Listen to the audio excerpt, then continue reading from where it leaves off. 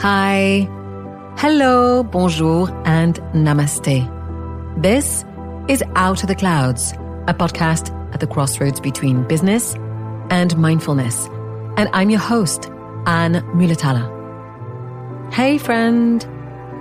Today I welcome Kate Socatiyanurak, the co-founder and CEO of Merandi, a brand based in Bangkok, Thailand, that produces bag inserts in Thai silk.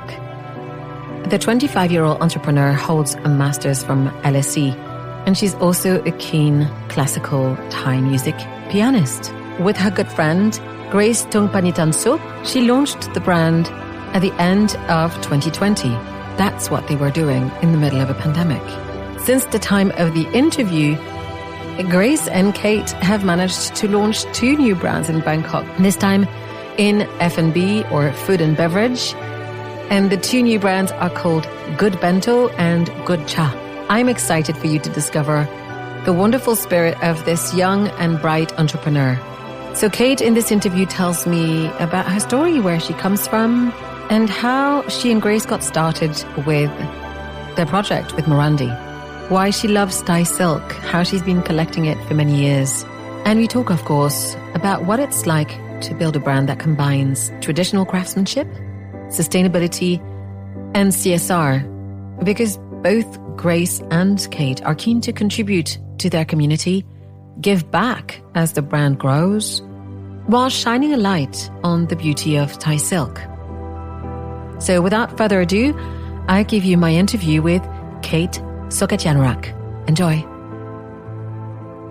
Kate, thank you so much for being here. Welcome to Out of the Clouds. Thank you so much, Anne. So tell me, where am I finding you today? In Bangkok, Thailand, in my house, and it's 9 p.m. at night right now. Thank you for making the time out of hours. It's so lovely to see you again. So, as you may have heard from previous episodes and interviews, I love to start conversations with people telling me their story. I like to start this way as, well, at different times in our lives, we relate to things in our story differently. And I love to see where people pick up. If you will indulge me, Kate, tell us your story. Okay, so maybe I give you like a brief introduction about like where I am now. So I turned 25 yesterday. Happy birthday again. Thank you. And I'm the co-founder and co-CEO of Merandi. We are a brand based in Bangkok, Thailand, and we make bag inserts. You can call it bag organizers in Thai silk. So if I have to begin the beginning, I grew up in Thailand, in Bangkok. And then when I was in high school in Thailand, like my high school brought me to a summer camp in the UK. And so I had to spend some time there for just like 3 weeks in a boarding school. And I ended up really, really liking that when I was being driven out of the school in the car, I immediately called my mom. I was like, I never called my mom. I called my mom, can I just go back to Thailand, quit that school and move here? And she was like, yes, of course. Like, wow. I've been waiting to hear that from you, because she's very modern and she really wants me to like go abroad and stuff. So that was easy. And that is what I did. I didn't even like finish the year at my Thai high school. I just went immediately there. And so I spent like 3 years in that boarding school where I was the only Thai person. Everyone was international. And the good thing about it was that like I already made some friends there. So it was a really easy decision, to move there. And so I spent 3 years there. And then I came back to Thailand for a bachelor's degree in economics at Chulalongkorn University in Bangkok. I did go on like a brief exchange semester in Barcelona, but I returned to the UK again for masters. I studied masters in management and strategy at the London School of Economics, or people call it LSE.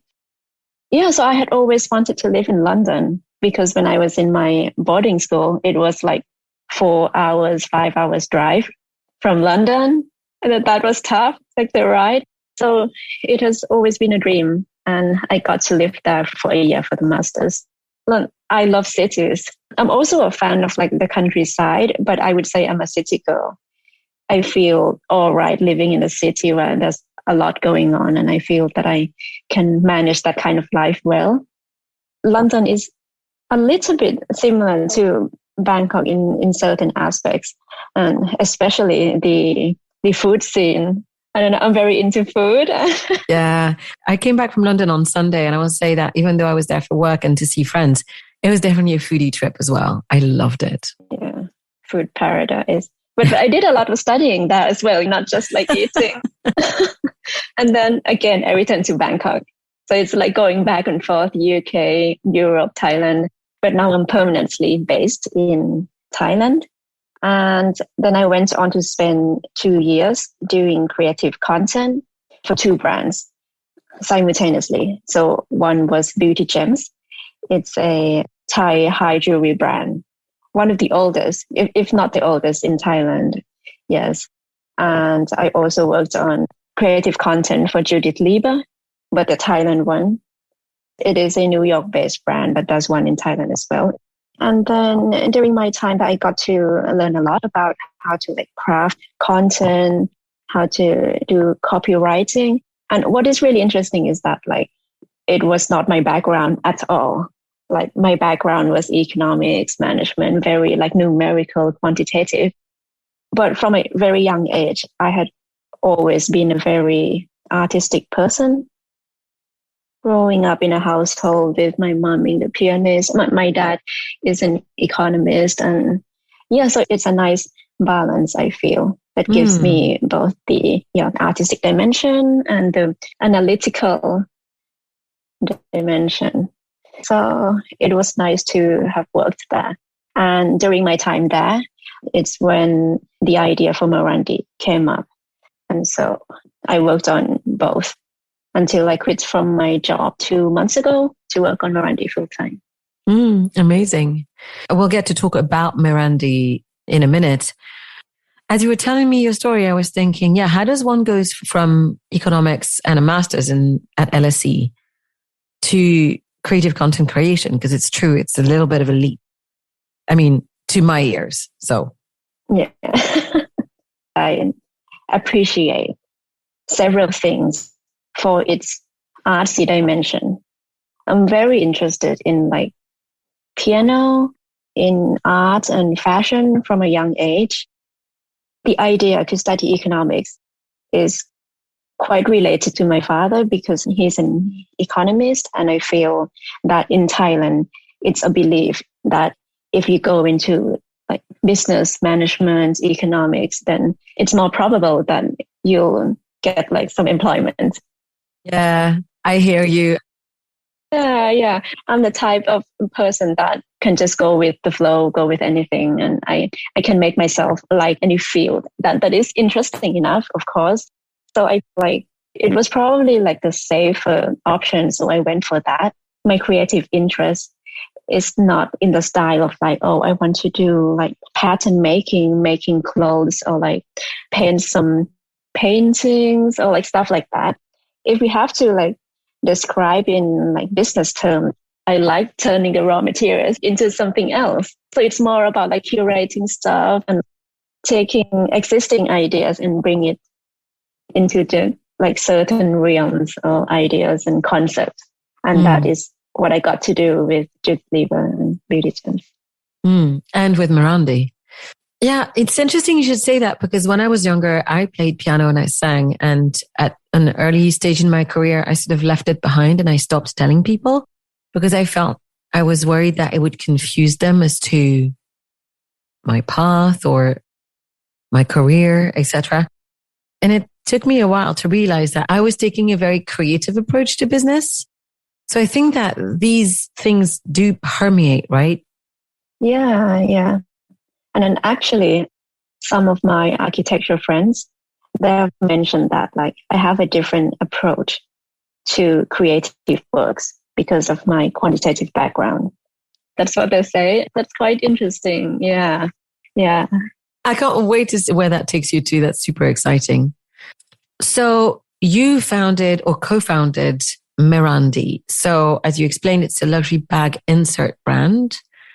And I love the fact that you made it only for what I heard you call it the holy grail of handbags, which is a few select styles and sizes of Hermes handbags. And so I originally met you in Geneva only a few weeks ago where you were presenting the brand and the products. To get us started, I'd love for you to explain the value of a bag insert to people who've never come across what that is, or a bag organizer. Right. So a bag insert or a bag organizer, what it does is that it helps organize contents in the bags because it comes with like compartments or like zip pockets and stuff like that. And secondly, it helps maintain the bag shape to prevent the bag from becoming slouchy looking over time. And third, it helps protect the bag interior from stains or scratches. And these are the things that are very important for luxury handbag users, because especially for Hermes bag users, because many of them buy these products to preserve the condition of the Hermes bags, because one day they may resell the bag and the value cannot drop, Sure. That's what we do. And we are the first brand in the world to use Thai silk to craft these inserts and also to encourage a color play. So a color play, by this, we mean we encourage our customers to choose a bag insert in the color that contrasts the color of the bag. So for instance, let's say you have like a black Birkin and your friend also has a black Birkin as well. You've had it for like 10 years and it's getting slightly boring for you and you want to feel alive again. And so now you can choose which color of the bag insert you want in the bag. For example, you can choose like blue and your friend might go for white. So now it's a different pairing. And in a way, you can express your personality in that. Yeah, I was interested in the color play. So I've never used a bag organizer, although I could definitely do. Because I'm sure that most women who listen to us will understand that we do have problems with how much content we put in one's bag and how difficult it is to find things, even when the bag is small. I can see the value just in the organizational portion of the bag. I do love the colorful and the texture element that this brings, because of course the bags we're talking about are mostly, not all, but mostly made of various kinds of fine leathers. And your product is silk. So there is also a shine, a texture, another type of contrast that you're introducing with the bag inserts. So I read about what makes Merandi special, and I think I understand it. But I'd love for you to explain to our listeners, how did this idea come about? How did you go from creating content one day for a couple of brands and probably, as I can imagine, doing a great job of it, and starting your own brand, especially in the middle of COVID? Yes, sure. It was one night during Songkran. So Songkran is like Thai New Year. Yeah, in April last year. One night in April, my phone rang. My friend was calling and it's like, Kate, you're interested in Thai silk, right? Like you're so passionate about it. Everyone knows that you've been collecting it forever. Do you want to do something together? Maybe like a business or something from Thai silk, maybe like a product idea. Should we like brainstorm? And I was like, yeah, sure. That was my friend Grace. She's my friend from high school in Thailand. We never talked, but we were reunited through a friend later during my bachelor's. And so, of course, I said yes. I was like, yeah, let's find something to do with this. But what can we do? Grace, she was doing a lot of like home soft furnishings, like pillows, among many things. And so I was like, should we do some soft furnishing from silk? Maybe like a tissue box made from Thai silk. But then we weren't so confident with this idea. It's not something that we feel like we could wake up to and be confident that it's going to sell. We wanted to be drastically different from other product offerings out there. So Grace mentioned bag organizers. I was like, what is a bag organizer? I didn't know what it was actually, but Grace knew everything in the world. And I was like, okay, what is it? And she told me what it was. She was like, we should try doing it in Thai silk. And then, yeah, I started to imagine how would that play out. And I was like, yeah, actually it would look great. Like imagine if your bag is in one color and then you put some Thai silk inside and it's in another color. Like I was imagining myself like carrying the bag to like dinner or something. And then when I had to open the bag, it would be like full of luster in like a spotlight and shining. And I was like, oh, it could be something. So I was feeling hopeful. And so we were talking for like 3 hours to brainstorm ideas, the branding and everything. And then the next day when we woke up, we went straight into research. We did 100 PowerPoint slides for the research in like one day. And then we tested it out straight away. And 7 months later, we were able to launch Merandi. And it has been one of the best things in my life so far. Thank you so much for sharing that. It's so cool and so wonderful to see how quickly you guys went from the initial spark. What if we did this? What if we did something with Thai silk? To the ideation, to the actual product launch. So I understand you're a big collector of Thai silk, and this podcast is listened to, well, in a large number of countries around the world. So this is selfish, but I'd love for you to tell me, why is Thai silk so special? Because I want to hear more about it. For sure. So Thai silk has been a long-standing heritage in Thailand, and it is full of like luster. It shines in any kind of light. And I feel this is why it is so widely appreciated around the world. And it's also used in haute couture. The process of making Thai silk is very intricate as well. It all starts with bombyx mori, or like silkworms, feeding on mulberry leaves. And then it starts to build a cocoon with the spittle of the saliva. And then after a long while, you can then like separate the thread from the silkworms. And then you have to put it in, I don't know how you call it in English, spindle, because each thread is like super thin. So you have to make it smooth, separate it a bit, and then combine it with several threads at once to create a fiber that can be used for fabric.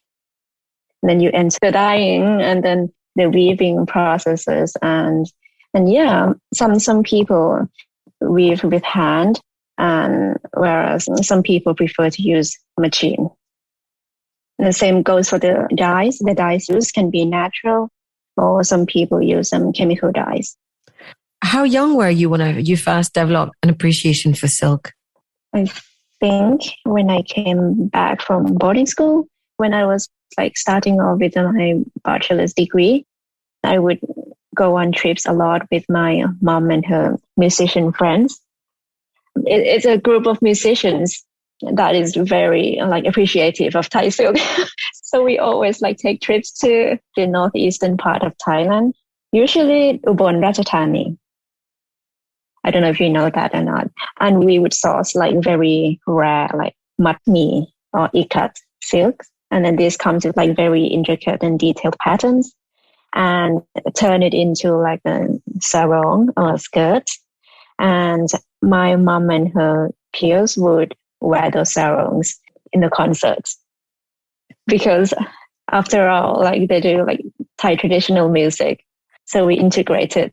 So we actually haven't talked about that. So what kind of music does your mother play? So my mom plays Thai traditional music, and basically she plays like Thai classical songs on piano and 3-string fiddle. She was one of the first to learn how to play such traditional songs on a Western instrument, which is piano. And from a very young age, like 15 years ago, I would say, I started learning from her. So at one point, it was just me and my mom who, I would humbly say that like It was just me and my mom back That's then who knew how to amazing. play this style. but yeah, later on, she taught some people so that it doesn't disappear from the Thai cultural landscape. And yeah, I'm not the only one anymore, but I do practice it every day for like 10 minutes a day. That's exactly what I should be doing with my piano skills, but I'm not at the moment. Thanks for reminding me of that challenge. And so what you were saying is your mother, who was touring and doing concerts or playing with other musicians, was dressing herself in these traditional, rare, amazing crafted silks. Mm. Yes. Mostly in concerts. Sounds gorgeous. I can see why you developed such an appreciation for it. I remember when we met on the panel behind you, you had brought some of these really stunning pieces, collectible pieces. Yeah, those are the ones. Yeah, as you describe what your mother was wearing and the fine ikat prints and stuff, that brings me to one piece in particular that was at the top right behind you. It looked very beautiful. Mm. So it's interesting, when I first read up about the work that you were doing with Merandi, it struck me that I don't really think about collecting so much, although I do collect books, it seems. But it's strange. It's not like you want to call it collecting. It's more like amassing, you know? I'm just buying more and more and more. But so I was thinking about the word collectible from how beautiful the silks are that you use, and how the Hermes fans also collect their bags. And so in that way, there's a real, let's say, business crossroads between the work that you do and the brand that you chose. I was looking at one of the films that you did for your autumn winter collection. And also I read some reviews that some people have done online. And some of the colorways are truly stunning. I mean, you could turn this into an evening bag quite easily. Thank you. So between you and Grace, who is working on the color palettes, and how do you select the artisans who make the bags for you? Right. So in terms of like branding or like product offering, we work on it together. As for the artisans, it depends on the fabric as well. So we do have like trips to each region in Thailand that we would go on to source some fabrics, or sometimes to partner with local artisans to create like certain kind of fabrics that we want. Like, for example, like our fabrics are divided into ultra fine and fine. So let's start with the fine one. So the fine one is one tone. And this is created from weaving similar tones of colors of threads. For the ultra fine ones, these are the fabrics that are patterned or iridescent. And so the iridescent effect is created through weaving different colors of threads. For instance, the whiskey color from After Hours collection, it is bronze and also electric blue. And it's like absolutely gorgeous. And we fell in love with it.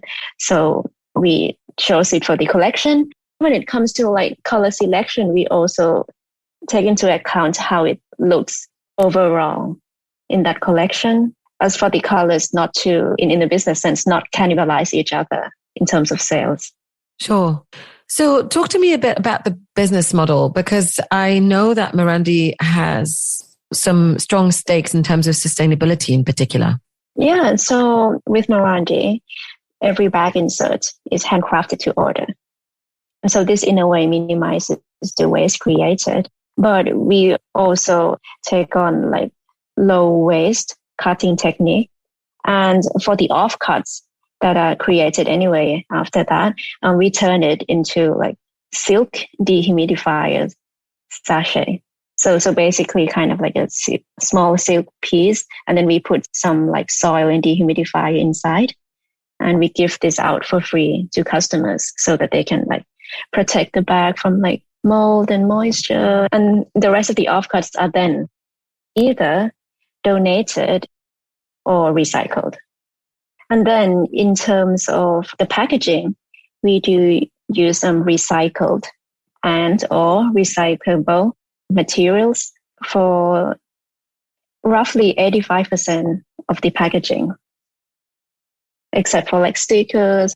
Yeah, and working with local artisans has been a very nice experience.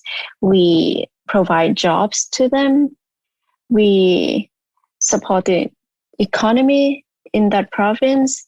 We preserve the long-standing heritage of Thai silk. So everyone is happy and it's a nice feeling. The Amis bag users are happy with the colors and we are happy with Merandi. So overall, it's a very fulfilling journey. That's great. It's well thought out.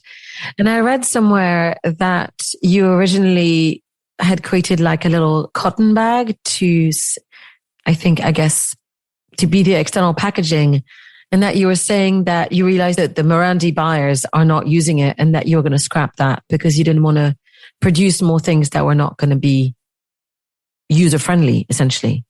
Yes, exactly. Because with Merandi, we want to create a product that does not become waste itself, right? Like we want to create something people really need. It doesn't only have the artistic dimension, but it has to have the functional side to it. And at the same time, with a Merandi insert, in a way, it helps prolong the usage of the Amis bags. So it's all interrelated. So when you find out something is not needed anymore, you have to take it out. So for the cotton bag, our users are actually not using them to store the inserts because they keep the inserts in the bag to maintain the shape. And so, yeah, it's not needed anymore. I appreciate that you were so quick to make that notice. So I'd love for you to tell me now, because I feel like this could be the right tie-in. Where does the name Merandi come from? Merandi. That's a long story, but I'll make it short. So me and Grace, we're very strict when it comes to branding. It has to feel absolutely right.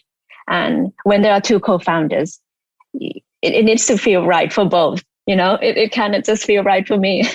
And so we wanted to find a name that doesn't sound like it strictly belongs to a certain language. And at the same time, it has to be easy to pronounce. No matter what language you speak, you have to be confident to speak out loud the name. And we want the first letter to be a symmetric letter because that will make it a lot easier when it comes to branding. Yes. And it has to end with the sound E because the next word is inserts. So it has to be like Merandi inserts. Yeah, so that it flows. Everything has to be seamless. I love the level of precision that's going on. Keep going. Yes. So we were trying to find like several names like Mergota, Merandi, and well, something that sounds kind of similar to this. And after like a month, Grace came up with Merandi. I have to give her the credit. She always comes up with the good stuff. And so yeah, we ended up with Merandi, and then we found out later from my mom's friend that Merandi can actually be modus operandi in short. And so I looked it up and I found out that it is like a Latin phrase meaning a specific way of doing something. And that is definitely our brand because we take existing products like bag inserts or like bag handle wraps, and then we twist it and give it a new concept and make the whole experience for the user different from other brands that have existed before. Yeah, naming is such a crazy process. So well done, because I do think that Merandi sounds pretty good. That's a personal feeling. And in Japan, they call it Merandi. So many countries have their own way of adopting it. So in Japan, it's Merandi. So in America, it's Merandi. I like the Japanese way. In Europe, it's probably Merandi. I don't know. I call it Merandi. Interesting. That's so funny. So you did mention the bag handle wrap. We call it a wrap. So if I understand correctly, you've also done a beautiful collaboration for the handle wraps. And for our listeners, for specific bags, whether they're precious or not, you can just wrap the handles of your bag with a scarf, or whether it's silk or not, just to make sure that the leather is protected, because that's an area of the bag that's going to suffer a lot. There is a specific twist to that collection, which I think is important for you in terms of CSR as well, right? Yes, we use upcycled fabric from Pasaya. So this collaboration is with Pasaya, and they do like luxury bed linens, like pillows and stuff like that. And yeah, basically we take the offcuts for those fabrics and turn it into something useful and also enjoyable, which is Merandi bag handle wrap. And we offer it in 5 styles. So because we're not like trying to like associate our brand or be affiliated with Hermes, we do it in a different style. We're not trying to be like a twilly from Hermes. We do it in like candy cane style and like zigzag style, in like very like modern and quite minimalistic approach. Sweet. But am I right in saying that also for every single one of those sold, there are 10 meals donated to kids in difficulty in Thailand? Yes. So it's a program called 1M for 10M. So 1 Merandi rack equals 10 meals to the children of Thailand from several schools around Thailand. Again, it's Grace's idea. We just wanted to give back, I guess, because we feel that we have achieved quite a lot, I would say, in a short period of time. And it's always a good thing to stay grounded and think about ways to, first, not create waste, second, to give back to society. Thanks for sharing that. Now, one of the things I was curious about is, how does your background in content creation helps you lead in terms of the business development for Merandi? Can you talk to us a bit about your strategy? So strategy for me overall, it actually starts from the product, right? So you need like a strong product that has a very strong USP or unique selling point to be different enough to have things to say on social media. Otherwise, there's nothing to write about. And yeah, some of the things have to be hard facts, not like different from other brands with like artistic expression or stuff like that. It has to be like, oh, we use Thai silk and we encourage a color play, and we're the first to do that. So I think being the first in something is very important. So I would recommend like emerging brands to try to find something that they can do that with. And yeah, in terms of content, I wouldn't say really an expert yet, because I feel like everything and everyone is a work in progress. But I would say that storytelling is extremely crucial. We have to speak the truth. We have to communicate crystal clear and be a little bit artsy in terms of the words that we choose for copywriting. But I'm actually struggling a bit with this myself, because now that I'm the co-founder, I have a lot on my plate. And sometimes it can be hard to like give this task to someone else, because I'm quite into like creative content, but that's what I have to do right now. But yeah, I feel I'm going off topic. I'm so glad you said that, because one of my coaching clients not long ago, who works in branding, was expressing how creatively blocked he had felt in promoting his new services. And the reality is, when you are promoting yourself as something that's so close to you, it becomes hard. It's easier when there's a little bit more distance. That's what I find, at least. Yeah, that's true. And especially if you have to work on something every day for like 10 hours a day or something, it doesn't feel as exciting as the first time you came up with the idea.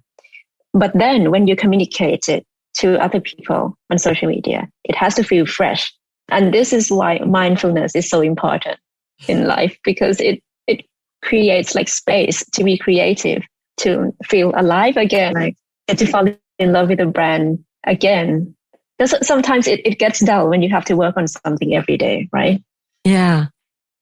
Yeah. We were talking with an amazing beauty brand that I interviewed not long ago, Kim Walls. And sometimes it's also, we become identified too much with the product or the experience because we're too close to it. And so, yes, mindfulness helps us dissociate with the experience, giving us a different perspective. Sometimes all we need is to just take that step back, take a breath, reconnect to ourselves and look at it with fresh eyes. Yeah, yeah.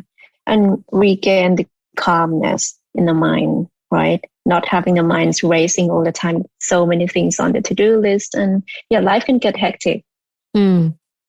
Yeah. And it's true that there are other things like taking a walk or movement helps balance the left and right hemispheres of the brain. And so it sort of restores the connection, especially when we don't feel creative. And the alpha part of the brain keeps on talking about the to-do list. I feel that pressure. Yeah, actually walk for like an hour a day in silence around my house, outdoor, but like around my house areas. I mean, I like music, but I actually don't listen to that much of music. It's hard to describe. It's like when you are taught music, you feel like you cannot focus if you have to work with music on, because you end up paying so much attention, even if there's no lyrics. You end up listening like intently. So when I do my walking, my daily walking, I just do it in silence. I'm so glad you said that because I absolutely cannot work to music. Because otherwise it just completely distracts me and I stop paying attention to my work and I just go off on one. And as for walking without music, it's better because otherwise I start singing in the street. People can hear me. It's very embarrassing. So talking about mindfulness. So given that the podcast is at the crossroads between business and mindfulness, tell me, how do you keep grounded? What is your go-to ritual or tool or tactic that helps you feel connected to yourself? So recently I got into Ashtanga yoga and I found it to be very beneficial. I've never tried other types of yoga though. But yeah, Ashtanga yoga, what I like about it is that the postures are fixed. So every day when you do it, you have to start from the like pose 1, 2, 3, sun salutation, etc. And that is nice for a life that is so hectic. You just need something that you know what you have to do. You can't just like skip to certain postures like, oh, I want to do this and I want to do that. Oh, I'm already done. I'm just going to go shower and watch Netflix. So with Ashtanga, you just have to like finish the whole thing. And it's actually quite challenging physically. And with that, it helps you gain focus. Because if the mind doesn't take you there, your body cannot do it. And that is what I really like. But I also do like cardio or like high intensity workouts. And I find them to help clear my head really well. I usually do all of this like late afternoon. When you get up, you still feel fresh. And by the time it gets to like 3 or 4 p.m., you need to feel fresh again. So that's why I do it then. But I would say that I'm quite a night owl. I don't wake up early at all. I feel like I work better at night and I'm very creative at night. And thankfully, Grace is the same. It wouldn't work if it was like... Oh God, yeah. Can you imagine if she was up and texting you at 7? That would be really annoying. Yeah. So yeah, we're basically the same person. That's awesome. And I love what you said. If the mind isn't focused, the body cannot take you there. That's a really great way to explain or to showcase what's absolutely true about that integration that yoga offers, because your body cannot do things if your mind isn't going into the posture, isn't fully present on the mat. Obviously, different teachers will take you to different paces. But what I love about it is the breath and movement connection. It feels even more meditative. And I think, I don't know about you, but when I was a teenager, I remember I thought to myself, God, I don't breathe very well. And for some reason, I thought it was just me, that I didn't know how to breathe. And of course, later on, I realized that none of us breathe well. We rarely breathe full in-breath and out-breath until we are brought to it by something. And so whenever I find any kind of movement practice that invites me to breathe in pattern and repetitively and deeply, I generally feel very, very in myself, just because it just gives you that integration aspect. Yeah, it's very much related to how you feel. For example, if you breathe really quickly right now, you become agitated, right? So it's like very much related. I remember, so last time we talked, and I think you mentioned it already today, you're quite the foodie. And Yes. You're not done in your entrepreneurial journey. So can you tell us what you're cooking up? Right. Grace is, of course, a foodie as well. And she has worked in like Michelin-starred restaurants and have done something in the food business before. And that would be something we consider in the very near future. And in the far future, we would like to have a restaurant. But let's work on Merandi first. But yeah, I'm quite a foodie, and I feel like all Thai people are very much a foodie. It is in the culture. Like we're always on a hunt for new restaurants and like new dishes to try. We have like a to-do list for food. And when I was in London, it was the same. Like me and my Thai friends, we would take it to the next level. But overall, I feel like I would like to focus mainly on Merandi. At the same time, start something in the food business just to get some things going, kind of like a soft opening. And for Merandi, we're actually extending our product line to other types of accessories, potentially like charms, bag charms. And yeah, but let's see. Please stay tuned. Sure. Yeah, it's exciting. I can't wait to see what happens. I mean, I know that if you do something food wise, it will be in Bangkok, but I love any excuse to come and visit Thailand. So keep me informed. Let's move to the closing questions now. So the first one is, what is your favorite word? But that would be a word that you could tattoo on yourself, theoretically.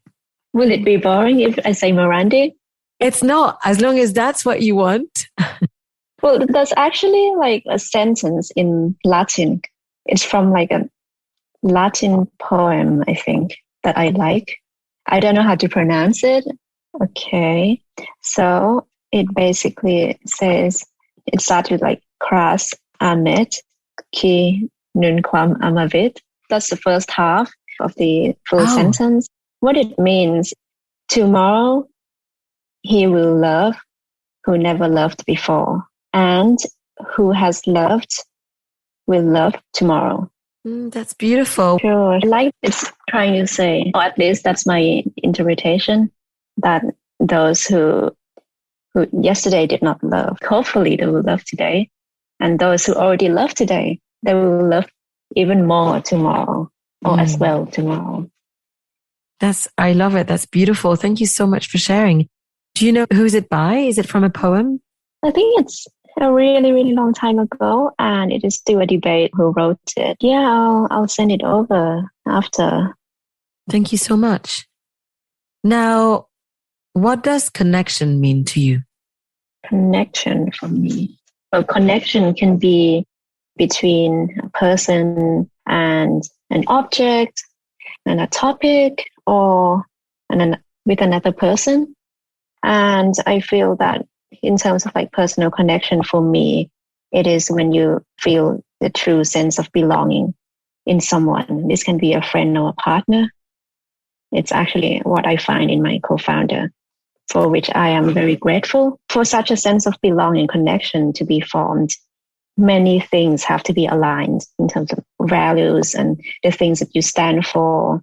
Yeah, that's my meaning for connection. Thank you. Now, this one is a very hard one. What song best represents you? What song? I like sad songs.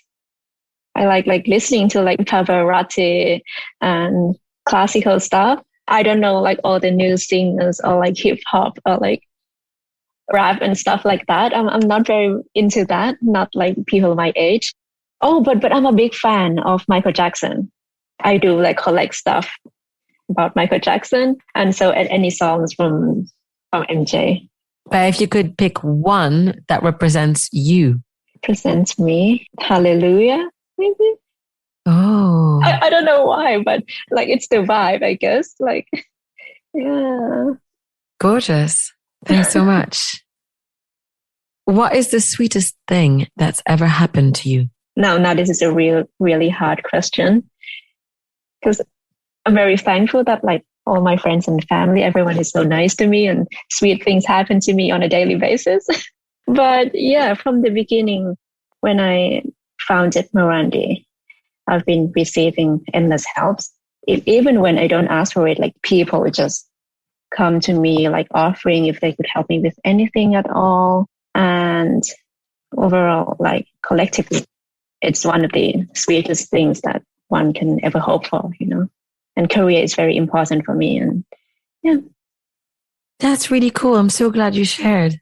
Thank you. What is a secret superpower that you have?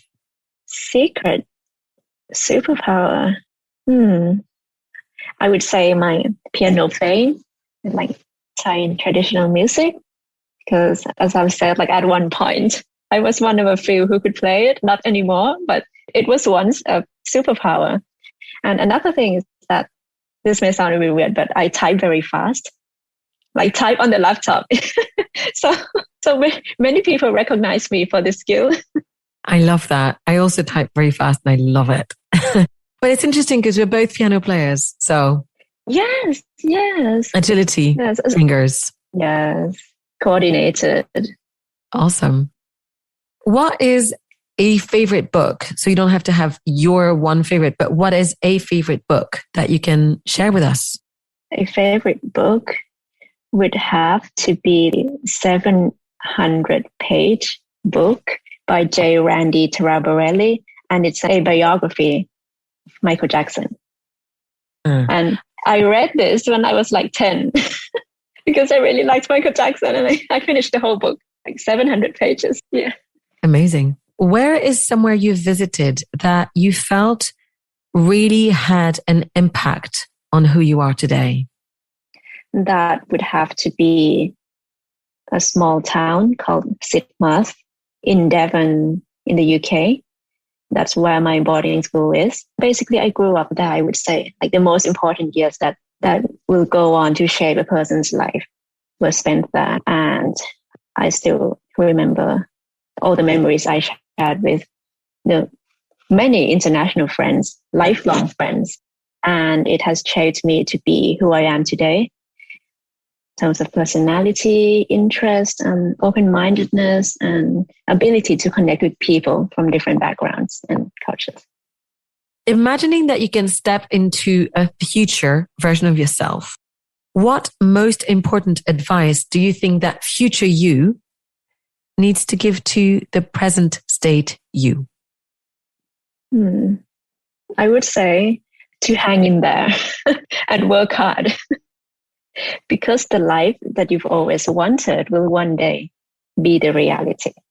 So like when I imagine myself like being free, having a lot of free time in like Tuscany, enjoying my life and just like dreaming about my next destination, but at the same time feeling very content that customers around the world are using my products. And that's like my ultimate goal. And I would say to myself today to hang in there because it's coming. Awesome. And that takes us to my last question. What brings you happiness? What brings me happiness? Happiness can actually be found in the smallest things, right? Like it's not about like having the most like expensive meals or like wearing the most expensive clothes. Although I do appreciate like the luxury world, but I feel like spending time with family and friends whose values align with yours is like the best thing ever. And it doesn't matter where you go for dinner. You would just have a great conversation and you just feel so lucky to go on this journey of life together. Yeah, that's what brings me happiness. Kate, thank you so much for joining me today. It was such a pleasure to talk to you. I really enjoyed discovering your journey. So if people want to connect with you and discover Merandi, where can they find you? And so for Merandi, we're on Instagram and Facebook and many other channels. And for me, just can connect with me on LinkedIn or Instagram. Yes. I'll make sure to add all of the links in the show notes. So thank you again. I hope you have a wonderful rest of your evening and that we'll keep in touch. Yes, thank you so much, Anne, for having me. I really enjoyed the session and have a good day. Thanks so much. Talk soon. Thank you. So, friends and listeners, thanks again for joining me today. If you'd like to hear more, you can subscribe to the show on the platform of your choice. If you'd like to connect, you can get in touch with me at Annevi on Twitter, Anne Mühletaler on LinkedIn, or on Instagram at _out of the clouds, where I also share daily musings about mindfulness. You can also find all of the episodes of the podcast and much more on my website, annevmühletaler.com. If you don't know how to spell it, it's also going to be in the show notes. If you would like to get regular news directly delivered to your inbox, I invite you to sign up to my monthly newsletter. So that's it for this episode. Thank you so much for listening to Out of the Clouds. I hope that you will join me again next time. And until then, be well, be safe, and take care.